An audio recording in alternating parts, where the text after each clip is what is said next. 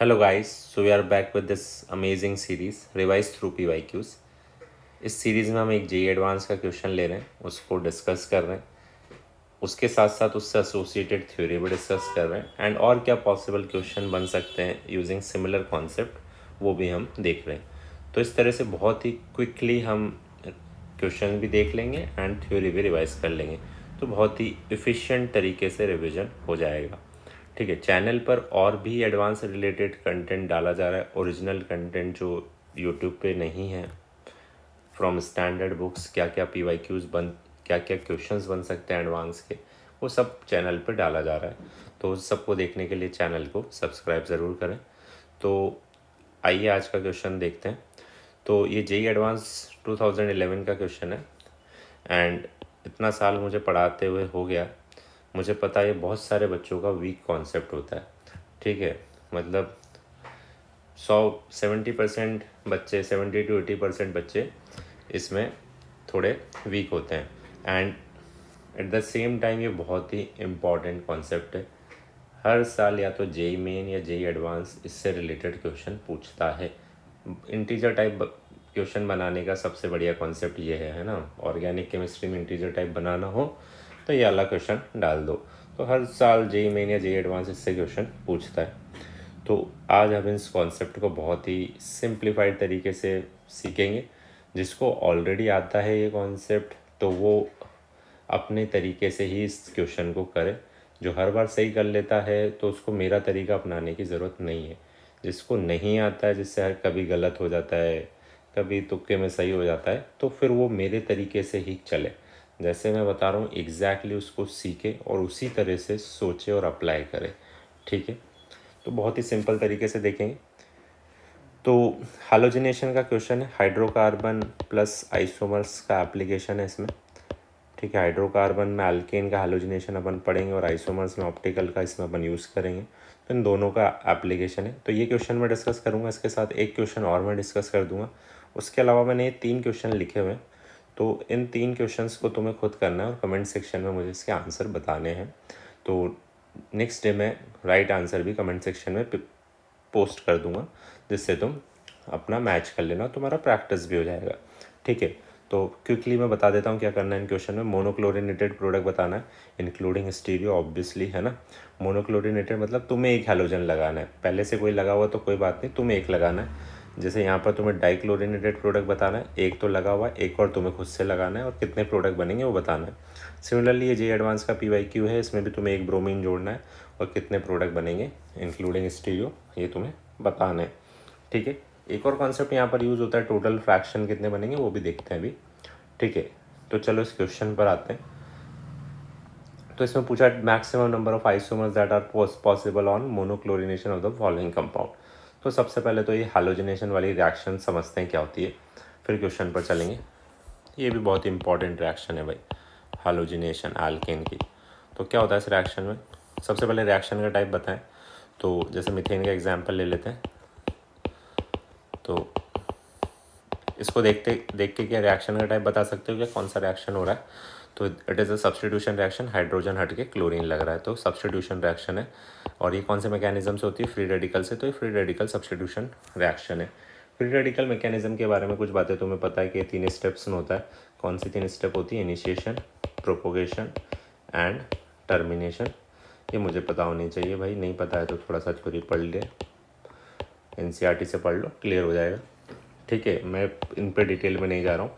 3 steps में होता है, initiation, propagation and termination. Free radical mechanism से होता है। हैलोजिनेशन का रिएक्टिविटी, इसमें अगर अपन हैलोजन चेंज करें तो रिएक्टिविटी पे क्या असर पड़ता है, तो फ्लोरिनेशन इस रिएक्शन में सबसे ज़्यादा रिएक्टिव है, then chlorination, then bromination, then iodination. ये दोनों एंडोथर्मिक होते हैं एंड ये दोनों एक्सोथर्मिक होते हैं। फ्लोरिनेशन तो एक्सप्लोजिव होता है, मतलब इतना ज़्यादा एक्सोथर्मिक होता है, इतना हीट रिलीज होता है। आयोडिनेशन के बारे में बात बोलते हैं कि ये रिवर्सिबल होता है। रिवर्सिबल क्यों होता है तो देख लेते हैं। जैसे मीथेन का तुम आयोडिनेशन कराओगे तो क्या बनता है, HI बन जाता है। तो ये HI एक पावरफुल रिड्यूसिंग एजेंट है, वापस से अल्काइल आयोडाइड को रिड्यूस करके मीथेन में कन्वर्ट कर देता है। तो इस HI को अपन को हटाना पड़ता है इस प्रॉब्लम को ओवरकम करने के लिए। तो अपन एक oxidising agent like HNO3, HiO3 के प्रेजेंस में इसका ये रिएक्शन करवाते हैं, तो उससे क्या होता है जो HI बनता है वो I2 में कन्वर्ट हो जाता है। तो ये अगर तुम्हें आयोडीनेशन कराना हो तो तुम्हें ऑक्सीडाइजिंग एजेंट की प्रेजेंस में कराना पड़ेगा, लाइक HNO3 या HiO3। ये बातें सब इंपॉर्टेंट है जो हमें पता होनी चाहिए। मीथेन का अपन हैलोजिनेशन कराते हैं तो अपन को मोनो हैलोजिनेटेड प्रोडक्ट भी मिलता है, डाई हैलोजिनेटेड भी मिलता है, ट्राई हैलोजिनेटेड भी मिलता है और टेट्रा हैलोजिनेटेड प्रोडक्ट भी मिलता है। ठीक है, तो सारे हाइड्रोजन हटने की पॉसिबिलिटी होती है। अगर तुम्हें मोनो हैलोजिनेटेड प्रोडक्ट चाहिए तो अपन क्या करें, अपन मीथेन को एक्सेस में ले लें, तो उससे मोनो हैलोजिनेटेड प्रोडक्ट अपना मैक्सिमाइज हो जाएगा। अच्छा, इस रिएक्शन में अपन को जो प्रोडक्ट बनते हैं उनको थोड़ा सेपरेट करने में दिक्कत होती है, because they almost have similar boiling points, है ना। आइसोमर्स बनते हैं बहुत से, तो उनको सेपरेट करने में दिक्कत होती है और बहुत मल्टीपल प्रोडक्ट भी बनते हैं, तो एक अच्छा तरीका नहीं है अल्केन से अल्काइल हैलाइड बनाने का। ठीक है, इतना बात अपन ने देख लिया। अच्छा, एक और इम्पॉर्टेंट बात अपन ने बोली कि क्लोरीनेशन, ये रिएक्टिविटी ऑर्डर है इनका, तो क्लोरीन इज ज़्यादा more reactive than bromine. But एक और बात यहाँ पर अपन सीखते हैं, reactivity versus selectivity principle. Reactivity versus selectivity principle, तो ये क्या बोलता है प्रिंसिपल, ये बोलता है क्लोरीनेशन इज़ मोर रिएक्टिव। क्यों रिएक्टिव है, क्योंकि इसमें हीट रिलीज होती है, उसमें हीट देनी पड़ती है, while bromination is more selective. तो क्लोरीनेशन रिएक्टिव ज़्यादा है बट ब्रोमिनेशन सेलेक्टिव ज़्यादा है। तो इसका क्या मतलब है ये जान लेते हैं फटाफट। तो एक एग्जाम्पल के थ्रू समझाता हूँ, जल्दी से देखें, बहुत ही इंपॉर्टेंट एग्जाम्पल है। अगर ये नहीं आता है तो इसको अपनी कॉपी में नोट कर लें, डायरेक्टली क्वेश्चन पूछते हैं, ये वाला पूछा जा सकता है। ठीक है, तो जैसे मैं क्लोरीनेशन कराता है इसका, तो 1 डिग्री वाला हाइड्रोजन हट जाता और ये मेजर प्रोडक्ट होता। वाइल अगर मैं सेम कंपाउंड का ब्रोमिनेशन कराता तो 3 डिग्री वाला हाइड्रोजन हटता, एक्सक्लूसिवली 99.99% यही बनता है। तो ऐसा क्यों होता है, तो इसका रीज़न है that bromination is more selective. वो 3 डिग्री वाले हाइड्रोजन को सेलेक्टिवली एब्स्ट्रैक्ट करता है। अच्छा, ये याद रखें कि हर केस, चाहे क्लोरीनेशन हो चाहे ब्रोमिनेशन हो, हर बार 3 डिग्री हाइड्रोजन का रिएक्टिविटी ही ज़्यादा होता है।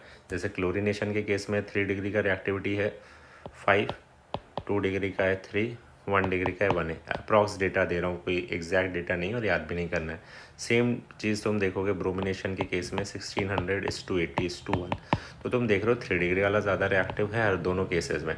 बट जो क्लोरीनेशन है उसमें 1 डिग्री और 3 डिग्री में ज़्यादा अंतर नहीं है, 1 और 5 का ही डिफरेंस है। वाइल ब्रोमिनेशन में जो 3 डिग्री और 1 डिग्री में रिएक्टिविटी का अंतर है वो बहुत ज़्यादा है। तो ब्रोमिनेशन क्या करेगा, सिलेक्टिवली 3 डिग्री हाइड्रोजन को एब्स्ट्रैक्ट करता है, तो इसलिए ब्रोमिनेशन मोर सेलेक्टिव है, तो उसको 3 डिग्री ही चाहिए। क्लोरीनेशन में ऐसा नहीं है, उसको 3 डिग्री भी चलेगा 1 डिग्री भी चलेगा, है ना, उसको इतना प्रेफरेंस नहीं है फॉर 3 डिग्री, तो इसलिए बोलते हैं वो लेस सेलेक्टिव है बट ज़्यादा रिएक्टिव है क्योंकि हीट रिलीज होती है एक्सोथर्मिक है। ठीक है, तो अच्छा, यहाँ पर ये अपन ने यही क्यों बनाया, तो अपन ऐसा समझ सकते हैं कि 3 डिग्री वाले 1 डिग्री वाले कितने हाइड्रोजन थे अपने पास, 9 हाइड्रोजन थे, 3 इधर 3 इधर 3 इधर, तो उसका रिएक्टिविटी कितना था 1, तो बनने का प्रॉबिलिटी था 9×1। 3 डिग्री वाला एक ही हाइड्रोजन था, उसका रिएक्टिविटी 5 था, बनने का प्रॉबिलिटी था 1×5। तो कौन सा ज़्यादा बनेगा भाई, दिख रहा ऑब्वियसली 1 डिग्री वाला। इधर 1 डिग्री वाले 9 हाइड्रोजन थे बट उनका रिएक्टिविटी कितना था 1, तो 9×1। 3 डिग्री वाला एक ही था बट उसका रिएक्टिविटी कितना था 1600। तो हम देख रहे हो किसका बनने का प्रॉबिलिटी ज़्यादा है, 3 डिग्री वाले का, तो 3 डिग्री वाला बनता है। तो ये रिएक्टिविटी वर्सेस सेलेक्टिविटी प्रिंसिपल होता है। अच्छा, मीथेन के हैलोजिनेशन के बारे में एक छोटी सी बात और याद रख लेना कि इसके टर्मिनेशन स्टेप में इथेन भी बनता है। ये भी पूछ सकते हैं पेपर पॉइंट ऑफ मेन के पर्सपेक्टिव से इंपॉर्टेंट मानो, इसमें इथेन भी बनता है। क्यों बनता है उसके लिए तुम्हें प्रोपोगेशन स्टेप, टर्मिनेशन स्टेप को देखना पड़ेगा। ठीक है, एनसीईआरटी से इसको ज़रूर पढ़ लेना, इंपॉर्टेंट है। मेजर चीज़ें मैं बता रहा हूँ। तो अपन ने क्या देखा कि आयोडिनेशन रिवर्सिबल होता है, फ्लोरिनेशन एक्सप्लोजिव होता है, सेलेक्टिविटी वर्सेस रिएक्टिविटी देख लिया। ये एग्जाम्पल बहुत इंपॉर्टेंट है, इसको याद रखें। ठीक है, ये सारी बातें फ्री रेडिकल मैकेनिज्म से होता है, क्या स्टेप्स होती हैं, सब अपन ने देख लिया। ठीक है, तो ये तो इसका रिएक्शन से रिलेटेड पार्ट हो गया। अब अपन इस क्वेश्चन पर आते हैं अपने कि ये क्वेश्चन कैसे करना है। तो 2 क्वेश्चन मैं खुद डिस्कस करूँगा, है ना। 3 क्वेश्चन तुम्हें होमवर्क में मिलेंगे, 2 मैं खुद डिस्कस करूँगा। तो जैसे मैं इसका क्लोरीनेशन कराऊँ, मोनोक्लोरीनेशन, तो कितने प्रोडक्ट बनेंगे, तो मैं कैसे करता हूँ इस क्वेश्चन को, लेट्स सी। तो अपन देखते हैं यार, अपन को क्या करना है, हाइड्रोजन हटा के क्लोरीन लगाना है। तो सबसे पहले तो मैं ये वाला हाइड्रोजन हटा के क्लोरीन लगाता हूँ। तो इस कार्बन को देखो, क्या ये कायरल सेंटर है क्या, नहीं बन रहा सर कायरल सेंटर नहीं बन रहा, तो उससे क्या मतलब है, चाहे क्लोरीन में वेज पर लगाऊं या डैश पर लगाऊं, जैसे तुम हाइड्रोजन हटाते हो तो रेडिकल बनता है, वो प्लेनर होता है। तो तुम क्लोरीन को लगाने के दो ऑप्शन होते हैं, वेज पर लगाओ या डैश पर लगाओ। लेकिन अगर ये कायरल सेंटर ही नहीं है तो इसमें वेज डैश का कोई मतलब है क्या? नहीं है ना। चाहे वेज पे लगाओ डैश पे लगाओ एक ही बात है। अगर कायरल सेंटर होता तब उसमें मतलब होता। तो यहाँ से क्लोरीन लगाने का एक ही तरीका है, ठीक है। तो इधर से एक ही प्रोडक्ट बनेगा, यहाँ से कितना प्रोडक्ट बनेगा सर? एक ही बनेगा। पर अब सेकंड बात को ध्यान से सुनना, इधर से एक ही प्रोडक्ट बनेगा क्योंकि वेज डैश में कोई अंतर नहीं। किसी भी जगह पे क्लोरीन लगाने पर मैक्सिमम दो ही प्रोडक्ट बन सकते हैं, या तो एक बनेगा या दो बनेंगे, उससे ज़्यादा नहीं बन सकते हैं। या तो वेज पे लगेगा या डैश पे लगेगा। अगर कायरल सेंटर नहीं है तो वेज डैश दोनों सेम हो जाएंगे, तो कहीं पर भी लगा दो एक बनेगा। अगर कायरल सेंटर बन रहा है तो दो बन जाएंगे, उससे ज़्यादा नहीं बन सकते। अब नेक्स्ट बात को बहुत ध्यान से सुनना कि तुमने यहाँ पर क्लोरीन लगाया, तुमने बोल दिया एक प्रोडक्ट बनेगा, लेकिन तुम इसको देखो कि यार जैसे तुम यहाँ पर क्लोरीन लगाओगे, क्या ये कायरल सेंटर बन जाएगा? क्या ये वाला कार्बन कायरल सेंटर बन जाएगा? बन जाएगा सर, इसके चारों ग्रुप अलग हो गए। तो फिर अब ये वाला कार्बन और ये वाला कार्बन सेम नहीं रहे। कायरल सेंटर के कोई दो ग्रुप सेम हो सकते हैं क्या? लेफ्ट और राइट कायरल सेंटर का सेम हो सकता है क्या? नहीं हो सकता। अगर होता तो सिमेट्री आ जाती उसमें। तो अब ये दोनों कार्बन सेम नहीं रहे तो एक प्रोडक्ट यहाँ से भी मिलेगा। तो उसको ऐसा मत बोलो कि सिमेट्रिकल है तो उसको काउंट नहीं करोगे। एक यहाँ से मिलेगा, एक यहाँ से मिलेगा, ठीक है। मैं कैसे करता हूँ इसको? तो मैं ऐसे करता हूँ कि तुमने यहाँ पर क्लोरीन लगाया तो मैं देखूंगा ये यार ये तो कायरल सेंटर नहीं बन रहा बट ये बन रहा है, तो मैं डायरेक्टली बोल दूंगा यहाँ से दो मिलेंगे, इसको फिर मैं काउंट नहीं करूँगा। तुम्हें समझ में आना चाहिए दोनों तरफ से एक एक बन रहा है। लेकिन मैं कैसे करता हूँ, मुझे पता है एक एक बन रहा है, पर डायरेक्टली अब मैं बोलूँगा इधर से दो ही बनेंगे। जैसे ये कायरल सेंटर बनते हुए दिखा, मैं बोल दिया यहाँ से दो प्रोडक्ट बनेंगे, अब मैं इसको काउंट नहीं करूँगा। ठीक है, इतना बात समझ में आया? थोड़ा सा नहीं समझ आया तो रिवाइंड करके देखना और एक बार और सुनना। तो इधर से दो प्रोडक्ट बनेंगे। अब नेक्स्ट पे चलते हैं अपन। इस कार्बन को देखो, तो इस कार्बन पर तुम जैसे ही क्लोरीन लगाओगे, क्या ये वाला कार्बन कायरल सेंटर बन जाएगा जिस पे क्लोरीन लगा रहे हो? हाँ सर बन जाएगा। तो इस पर वेज और डैश दोनों अलग अलग प्रोडक्ट बनेंगे, तो दो प्रोडक्ट तो यहाँ से बनेंगे, बिल्कुल बनेंगे सर दो। और एक बात और देखो कि जैसे ही तुम यहाँ पर क्लोरीन लगा रहे हो, क्या ये वापस से कायरल सेंटर बन जा रहा है क्या? हाँ सर ये भी बन जा रहा है। तो फिर अब ये वाला कार्बन और ये वाला कार्बन सेम नहीं हुए, दो यहाँ से भी बनेंगे, दो प्रोडक्ट यहाँ से भी बनेंगे सर, दोनों सेम नहीं है क्योंकि। तो मैं क्या करता हूँ इससे कि यार यहाँ से दो बन रहे थे और ये कायरल सेंटर बन रहा था और ये भी कायरल सेंटर बन रहा था, तो एक ही बार में बोल दिया कि चार प्रोडक्ट बनेंगे यहाँ से, ठीक है। तो अब मैं फिर इसको काउंट नहीं करूँगा, ठीक है। दोनों ही कायरल सेंटर बन गए तो चार प्रोडक्ट बनेंगे, अब मैं इसको काउंट नहीं करूँगा। तो ये भी यहाँ से बन गए चार प्रोडक्ट। अब इस वाले हाइड्रोजन को हटाओगे तो ना तो ये कायरल सेंटर बन ही नहीं रहा है ना, तो यहाँ से तो एक ही प्रोडक्ट बनेगा। सिमिलरली इस वाला हाइड्रोजन को हटाओगे तो ना तो ये कायरल सेंटर बन रहा है ना ये कायरल सेंटर बन रहा है, कोई कायरल सेंटर नहीं बन रहा है, तो यहाँ से भी एक ही प्रोडक्ट बनेगा। तो टोटल कितने प्रोडक्ट बने? 8 प्रोडक्ट बने, ठीक है। समझ में आया? एक एग्जाम्पल और ले रहा हूँ मैं, एक्स्ट्रा एग्जाम्पल ले रहा हूँ, अगर किसी को नहीं समझ में आया फिर से देखते हैं। अपन लेते हैं आइसोपेंटेन का एग्जाम्पल ले लेते हैं, चलो। तो कितने प्रोडक्ट बनेंगे अगर मैं इसका हाइड्रोजनेशन कराऊँ, मोनो हाइड्रोजनेशन कराऊँ, कितने प्रोडक्ट बनेंगे? तो सबसे पहले तो तुम देखोगे यार यहाँ पर हाइड्रोजनेशन कराता हूँ, ये हाइड्रोजन हटाता हूँ, तो ना तो ये कायरल सेंटर बन रहा है ना कोई अदर एटम कायरल सेंटर बन रहा है, तो एक प्रोडक्ट यहाँ से बनेगा, ठीक है सर। अब इसको देखते हैं। जैसे ही तुम यहाँ पर हाइड्रोजनेशन कराओगे तो तुम देखोगे यार ये कायरल सेंटर बन जाएगा, तो यहाँ से कितने प्रोडक्ट बनेंगे? दो प्रोडक्ट बनेंगे, ठीक है। यहाँ पर से अगर हाइड्रोजन हटाओगे हाइड्रोजन लगाओगे तो कोई कायरल सेंटर नहीं बन रहा है, यहाँ से कितने प्रोडक्ट बनेंगे? एक प्रोडक्ट बन जाएगा। तुम यहाँ से हाइड्रोजन हटा के हाइड्रोजन लगाओगे तो तुम देखोगे यार ये कायरल सेंटर बन जाएगा, ये तो नहीं बनेगा बट ये बन जाएगा। तो फिर यहाँ से बनने वाला प्रोडक्ट और यहाँ से बनने वाला प्रोडक्ट अलग अलग होंगे, तो एक यहाँ से बनेगा एक यहाँ से बनेगा। मैं डायरेक्टली बोल दूंगा कि दो यहाँ से बनेंगे, इसको नहीं काउंट करूँगा, ठीक है। तो टोटल प्रोडक्ट कितने बनेंगे? 3 4 एंड 2 6 प्रोडक्ट यहाँ से बन जाएंगे सर। इधर से कितने बने थे अपने? 8 प्रोडक्ट बने थे, ठीक है। समझ में आ रहा है? चलो इस क्वेश्चन को करो। अब ये क्वेश्चन थोड़ा सा और अच्छा है, इसको करें। तो इसका मैं हाइड्रोजनेशन कराऊँ, मोनो हाइड्रोजनेशन, एक क्लोरीन उसमें लगा हुआ ऑलरेडी, अपन को एक और लगाना है, तो कितने प्रोडक्ट बनेंगे? देखें तो अगर मैं यहाँ हैलोजन लगाऊं तो कोई कैरल सेंटर बन रहा है क्या?